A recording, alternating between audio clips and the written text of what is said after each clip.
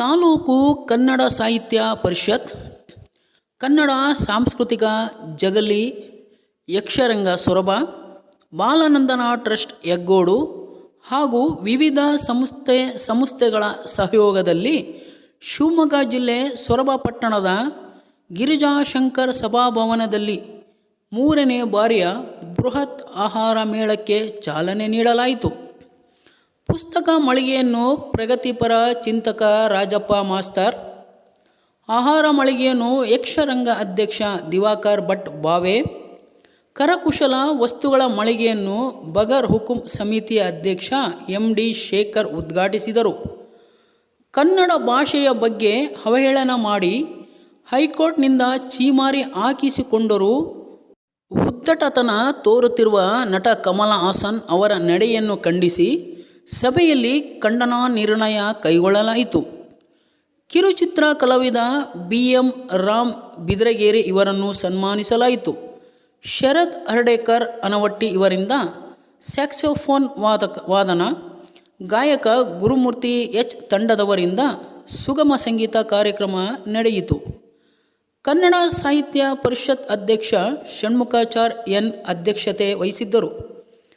ಯಕ್ಷರಂಗ ಅಧ್ಯಕ್ಷ ದಿವಾಕರ್ ಭಟ್ ಬಾವೆ, ಬಾಲನಂದನ ಟ್ರಸ್ಟ್ ಅಧ್ಯಕ್ಷ Ravindra B Kashi, Ratnamma Nagappa, Mahesh Kharvi, Lingaraj Gowda, Subrahmanya S ಗುಡಿಗಾನ್, Veena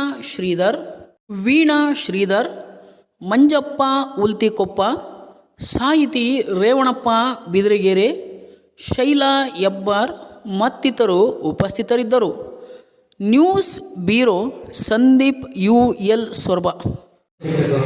Shri Ravindra B Kashi ಇದೆಲ್ಲರೂ ಕೂಡ ವೇದಿಕೆ ಬರುತ್ತದೆ ಕೇಳಬಹುದು.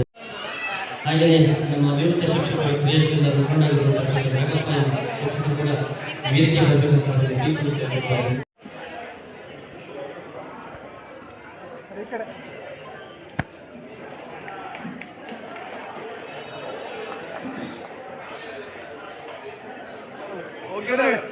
ನೋಡ್ರಿ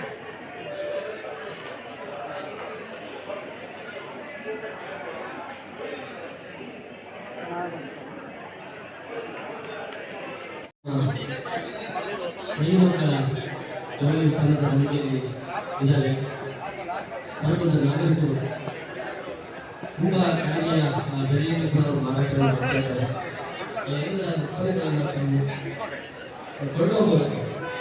ಉದ್ಯಮಗಳು ಮತ್ತು ಸಹಕಾರ ನೀಡಬೇಕು ಅಂತ ತಿಳ್ಕೊಂಡಿದ್ದೀವಿ.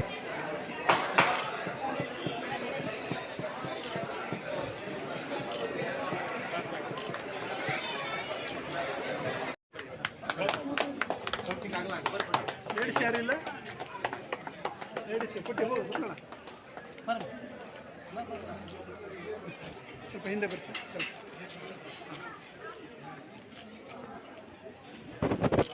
ಹೋಗ್ರಿ ಕಡ್ರಿ ಕಡೆ ಹಿಂದೆ ಬರ್ರಿ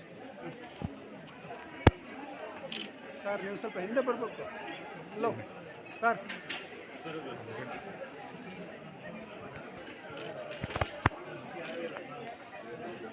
ಓಕೆ ಸರ್.